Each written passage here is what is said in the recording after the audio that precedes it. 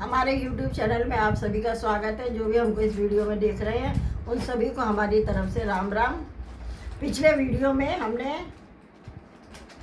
25 अयोध्या कांड के 25 दोहे पूरे पढ़ लिए थे और जो आगे के दोहे और चौपाई है वो हम इस वीडियो में पढ़ेंगे। तो आप हमारे साथ जुड़े रहिए और दोहे और चौपाई का आनंद उठाइए। यह सुनी मन गुनी सफद बड़ी, बिहसी उठी मति मंद, भूषण सजत बिलो की मृगु, मनहु की राति निफंद। इसका मतलब है, यह सुनकर और मन में राम जी की बड़ी सौगंध को विचार कर मंद बुद्धि के कई हंसती हुई उठी और गहने पहनने लगी, मानो कोई भीलनी मृग को देखकर फंदा तैयार कर रही हो। पुनि कह राव सुहजिए जानी, प्रेम पुलिक मृद मंजुल वानी, भामिनी भयो तोर मन भावा, घर घर नगर आनंद बधावा। अर्थात अपने जी में कैकई को सुहज जानकर राजा दशरथ जी प्रेम से पुलकित होकर कोमल और सुंदर वाणी से फिर बोले, हे भामिनी, तेरा मन चीता हो गया हो तो नगर में घर घर आनंद के बधावे बज रहे हैं। रामय देहु काली जुबराजू, सजई सुलोचन मंगल साजू। दलक उठे सुनी हृदय कठोरू, जनु छुई गयऊ पाक बरतोरू। अर्थात मैं कल ही राम को युवराज पद दे रहा हूँ, इसलिए हे सुनैनी तो मंगल साज सज। यह सुनते ही उसका कठोर हृदय दलक उठा, यानी फटने लगा, मानो पका हुआ बाल तोड़ फोड़ा छू गया हो। ऐसे पीर भी हंसते गोई, चोर नारिज भी प्रकट न रोई, लकई न भूप कपट चतुराई, कोटि कुटिल मनि गुरु पढ़ाई।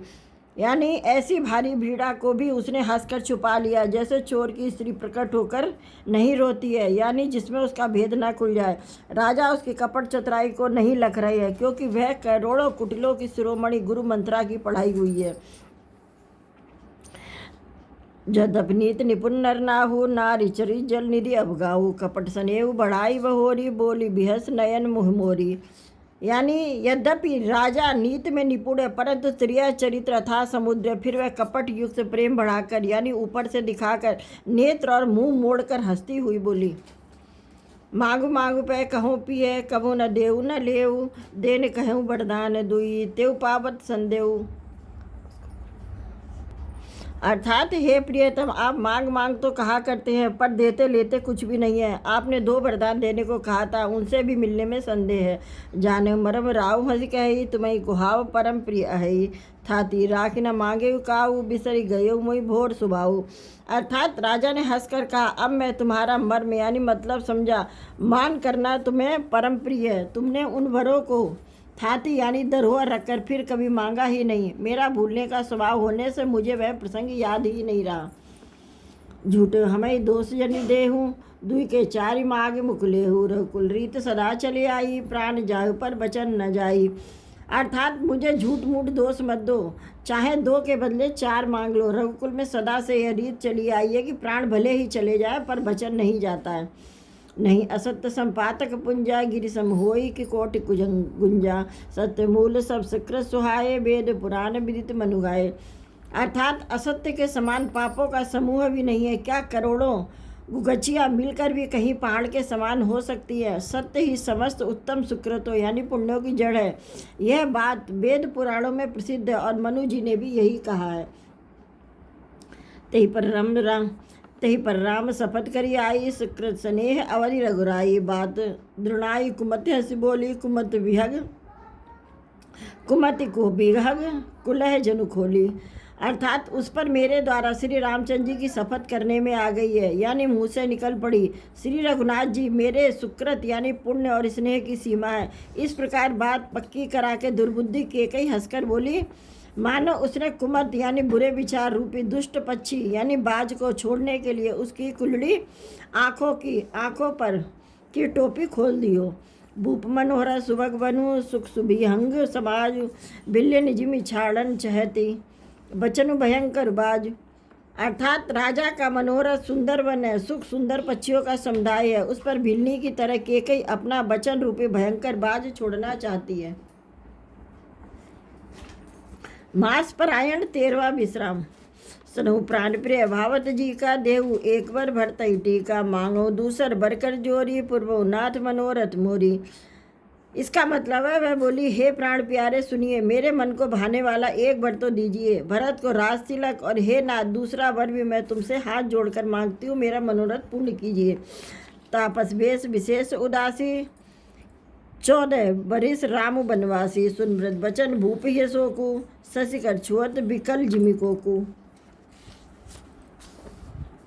अर्थात तपस्वियों का वेश में विशेष उदासीन भाव से राज और कुटुंब आदि की ओर से भली भांति उदासीन होकर विरक्त मुनियों की भांति राम 14 वर्ष तक वन में निवास करे। केकई के कोमल विनय युक्त वचन सुनकर राजा के हृदय में ऐसा सुख हुआ जैसे चंद्रमा की किरणों से स्पर्श से चकवा निकल जाता हो।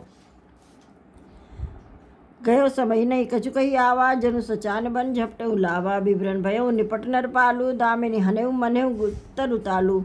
अर्थात राजा सहम गए, उनसे कुछ भी कहते ना बना, मानो बाज वन में बटेर झपटा हो। राजा का रंग बिल्कुल उड़ गया, मानो ताड़ के पेड़ को बिजली ने मारा हो। अर्थात जैसे ताड़ के पेड़ पर बिजली गिरने से वह झुलस कर बदरंगा हो जाता है, वही हाल राजा का हुआ। माथे माथे हाथ बूंद दो लोचन, तनु धरि सोचु लाग जनु सोचन, मोर मनोरथ सुरतलु फूला, फरत फर करिनी जिमि हते समूला। अर्थात माथे पर हाथ रखकर दोनों नेत्र बंद करके राजा ऐसे सोचने लगे मानो साक्षात सोच ही शरीर धारण करके सोच रहा हो। वे सोचते, हाय मेरा मनोरथ रूपी कल्प वृक्ष फूल चुका है, परंतु फलते समय केकई ने हथनी की तरह उसे जड़ समेत उखाड़कर नष्ट कर डाला। अब उजाड़ कीन कह के ये दीन अचल विपत्ति की नहीं। अर्थात केकई ने अयोध्या को उजाड़ कर रख दिया और विपत्ति की अचल सुदृढ़ नींव डाल दी। कवने अवसर का भयो गयो नारी विश्वास, जोग सिद्धि फल समय जिमी जिदई अविद्यानाश। इसका मतलब है किस अवसर पर क्या हो गया, स्त्री का विश्राम करके, स्त्री का विश्वास करके मैं वैसे ही मारा गया जैसे योग की सिद्धि रूपी फल मिलने के समय योगी को अविद्या नष्ट कर देती है। ए विदराऊ मनई मन झाका, देख कुभाति कुमति मन माका, भरत की राउर पूत न होई, आन मूल बेसाई की मोई। अर्थात इस प्रकार राजा मनी मन झीक रहे हैं। राजा का ऐसा बुरा हाल देखकर दुर्बुद्धि के कई मन में बुरी तरह से क्रोधित हुई और बोली, क्या भरत आपके पुत्र नहीं है? क्या आप मुझे दाम देकर खरीद कर लाए थे? क्या मैं आपकी विवाहिता पत्नी नहीं हूँ? जो सुनि सरुहस लाग तुम्हारे, काहे न बोलो बचन सवारे, देव उतर अनुकरई किनाए, सत्य संत तुम रघुकुल माई। अर्थात जो मेरा वचन सुनते ही आपको बाण सा लगा हो तो आप सोच समझकर बात क्यों नहीं कहते? उत्तर दीजिए, हाँ कीजिए, नहीं तो ना ही कर दीजिए। आप रघुवंश में सत्य प्रतिज्ञालय प्रसिद्ध है। देन कहूँ अब जनिवर देहूँ, तजो सत्य जग अब जस लेहूँ, सत्य सराई कहूँ बड़ देना, जाने ले मांग चवीना। अर्थात आपने ही वर देने के लिए कहा था, अब भले ही ना दीजिए, सत्य को छोड़ दीजिए और जगत में अपयश लीजिए। सत्य की बड़ी सराहना करके वर देने को कहा था, समझा था कि यह चवेना ही मांग लेगी। शिव दधीच बलि जो कुछ भाषा, तन धन तजो बचन पनुराका, अतकट वचन कहती कह के ही मानव लोन जरे पर देही। अर्थात राजा शिवी दधीच और बलि ने जो कुछ कहा, शरीर और धन त्याग कर उन्होंने अपने वचन की प्रतिज्ञा को निभाया। केकई बहुत ही कड़वे वचन कह रही है, मानो जले पर नमक छिड़क रही हो। धर्म धुरंधर धीर धरी, नयन उधारे राय, सिर धूनी लीन उसास, असीमारे से मोहि कुठाए। अर्थात धर्म की धुरी को धारण करने वाले राजा दशरथ ने धीरज धरकर नेत्र खोले और सिर धुनकर तथा लंबी सांस लेकर इस प्रकार कहा कि इसने मुझे बड़े कुठैर मारा, यानी ऐसी कठिन परिस्थिति उत्पन्न कर दी है जिससे बच निकलना बहुत कठिन हो गया है।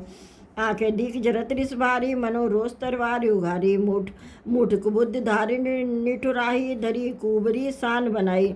अर्थात प्रचंड क्रोध से जलती हुई केकई सामने इस प्रकार दिखाई पड़ी मानो क्रोध रूपी तलवार नंगी यानी म्यान से बाहर खड़ी हो। कुबुद्धि उस तलवार की मूठ है, निष्ठुरता धार है और वह कुबरी यानी मंत्रा रूपी सान पर धरकर तेज की हुई है।